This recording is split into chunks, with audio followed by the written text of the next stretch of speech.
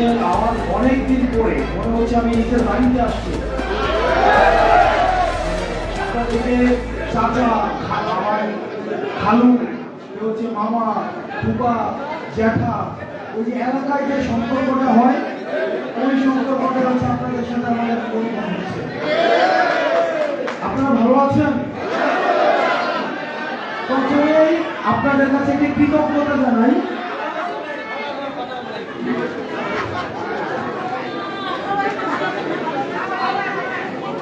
প্রথমেই আপনাদেরকে কৃতজ্ঞতা জানাই, সেটা হচ্ছে আপনারা চাইলে পারতেন।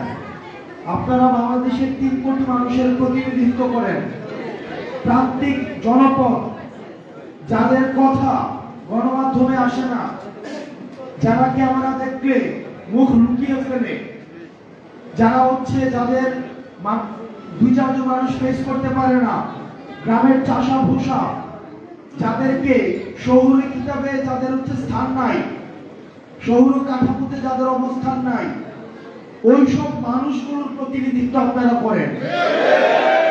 আপনারা চাইলেই পারতেন ওই সব মানুষগুলোকে নিয়ে রাস্তায় নেমে যেতে, কিন্তু আপনারা এই অন্তর্বর্তীকালীন সরকারের আহ্বানকে আপনারা স্বাগত জানিয়ে আপনারা ওই পথে না গিয়ে আপনারা আলোচনায় এসেছেন। এটার জন্য আপনাদেরকে আমরা বিশেষভাবে ধন্যবাদ জানাই।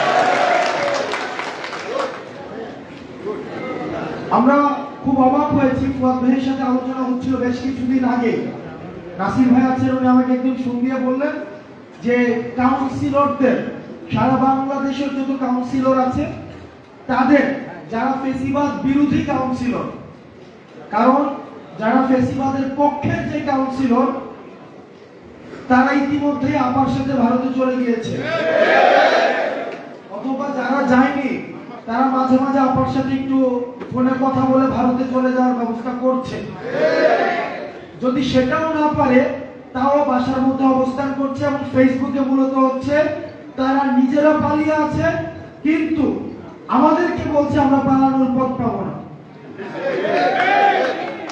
তো আপনারা যারা আছেন এই ফেসিবাদ বিরোধী যারা কাউন্সিলর, জনগণের প্রতিনিধিত্ব করছেন, 3 কোটি মানুষের প্রতিনিধিত্ব করছেন, প্রথম যেদিন আমাকে ফোন দেওয়া হয় আজকে থেকে প্রায় 15 থেকে 20 দিন আগে, আমি সেই দিন থেকে আজকে পর্যন্ত অপেক্ষা করছিলাম যে আমি আমার এলাকার, প্রত্যন্ত এলাকার, বাংলাদেশের প্রতিটি জনপদের আমার চাচাদের, খালাদের, মামাদের, জ্যাঠাদের, আমি তাদের সাথে আমাদের আজকে দেখা হবে।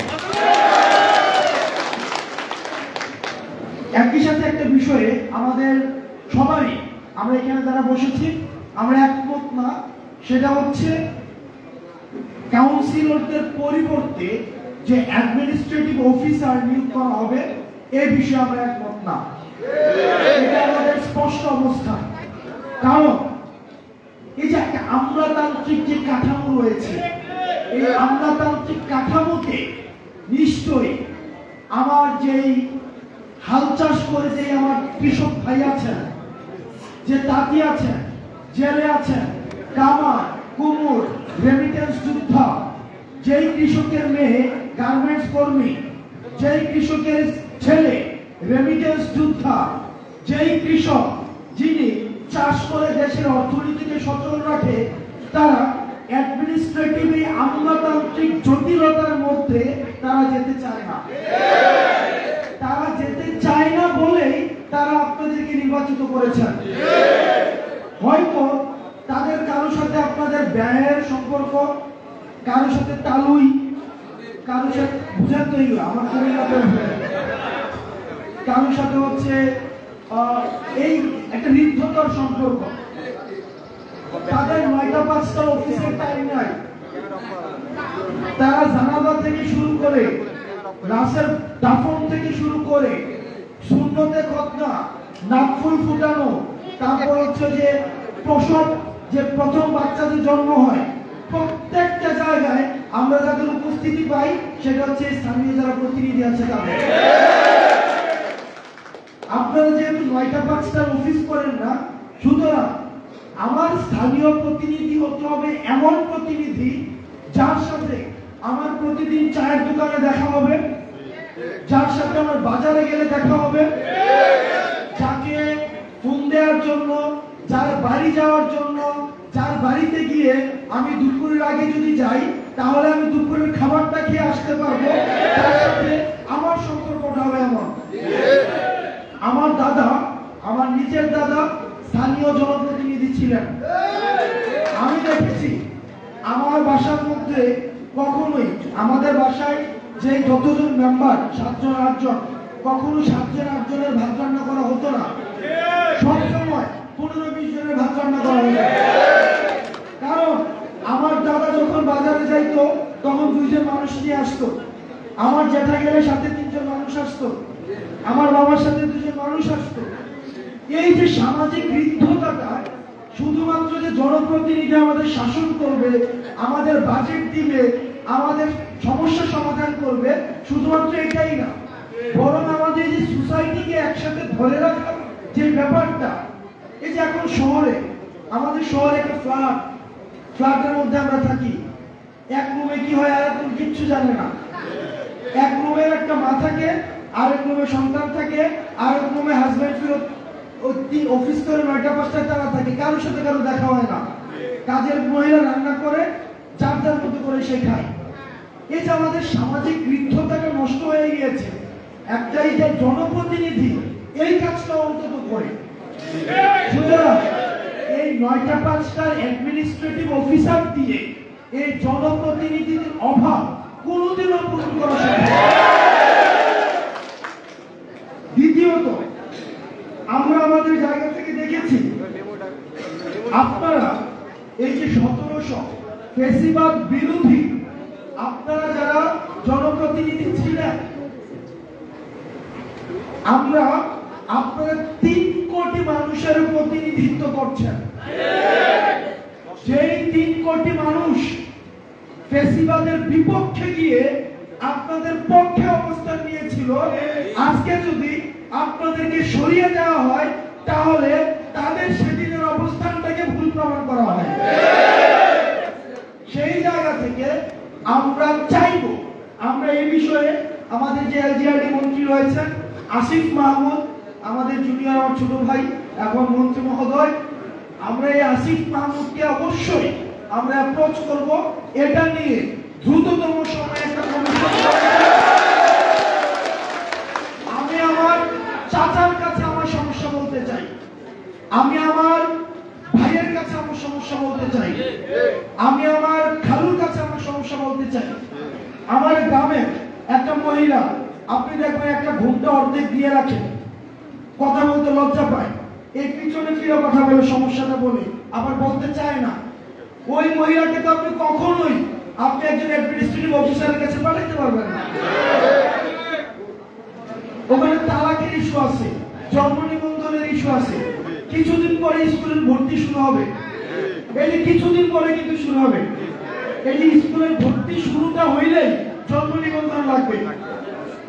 এই জন্ম নিবন্ধন একটা অ্যাডমিনিস্ট্রেটিভ অফিসার তার এই রুটিন ওয়ার্ক কমপ্লিট করে এই পুরো প্রক্রিয়া সম্পন্ন করা এটা কোনোভাবেই সম্ভব না।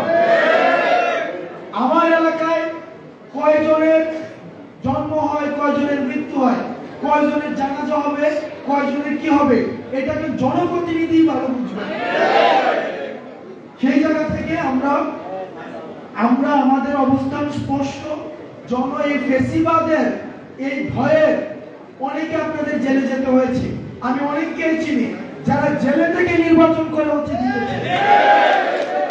তো ওই মানুষগুলোকে আমরা সম্মান জানাতে চাই। আর আজকে এই 4 দেয়ালের মধ্যে যারা রয়েছেন, আমরা বিশ্বাস করি তারা হচ্ছে ফ্যাসিবাদ বিরোধী শক্তি। যদি সেটা না হতো তাহলে তারা কখনোই এই সেমিনার রুমে অন্তত আমাদের সামনে আসতো না। আমরা আপনাদের যে ন্যায্য দাবি, এই ন্যায্য দাবি বাস্তবায়নে আমরা অবশ্যই কাজ করব। এবার পরবর্তী বাংলাদেশ বিনির্মাণের ক্ষেত্রে আমরা ছোট মানুষ, আমাদের অভিজ্ঞতা কম, আমরা শিখছি, আমরা দেখছি, আমরা ঠেকছি, আমরা ভুল করছি এবং আমরা শিখছি। আপনারা যারা আছেন, আপনারা অনেক বছর ধরে মানুষকে চিনেন, আপনারা মানুষের কাছে যান, তাদের হাড়িতে কি রান্না হয় সেই খোঁজ আপনাদের কাছে আছে। আপনারা আমাদেরকে পরামর্শ দিবেন এবং আমরা একসাথে গ্রামে পৌঁছাইতে চাই।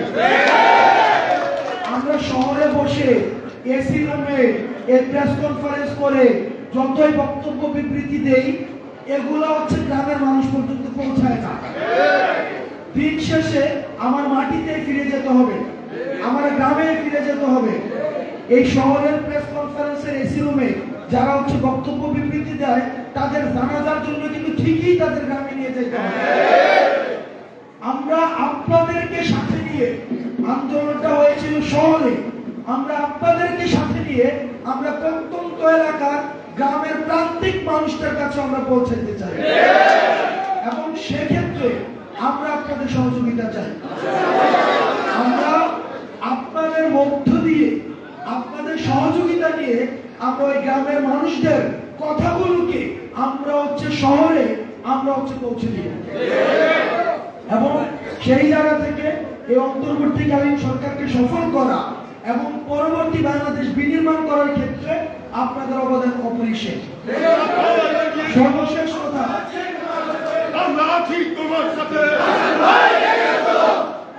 আচ্ছা আপনারা আমার সাথে, আপনারা এই বাংলাদেশের সাথে থাকলে